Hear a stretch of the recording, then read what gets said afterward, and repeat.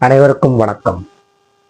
நண்பர்களே, லக்னத்திற்கு 8ஆம் அதிபதி லக்னத்திற்கு 6ஆம் இடத்தில் உள்ள ஜாதகருக்கு ஏதேனும் ஒரு வழக்கு இருந்து கொண்டே இருக்கும். தீராத வியாதி இருக்கும்.